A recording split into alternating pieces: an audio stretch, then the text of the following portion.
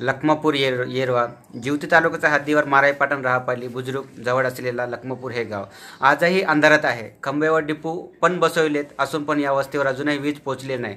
येथे वीज पोहोचवण्यासाठी मागील ग्रामस्थान करीत आहेत।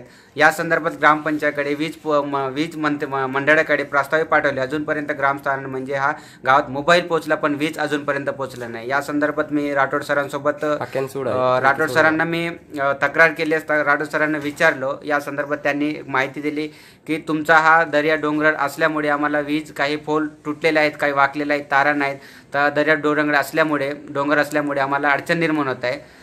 तर अडचण निर्माण असल्याने साहेबांना सांगितले की आम्ही पाठपुरावा करत आहोत, याचा प्रस्तावही पाठवलो आणि नवीन तरतूद निर्माण केलो।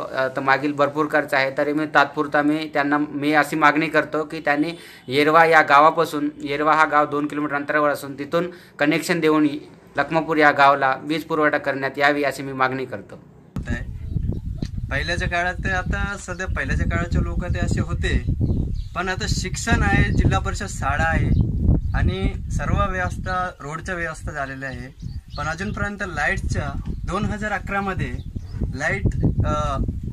लाईटच्या व्यवस्था झाले होता, पण ते अजूनपर्यंत लोकांना निश्चितपणे पाहत नाही आणि येऊन काही हे ते पाहते अधिकारी लोक येऊन जातात।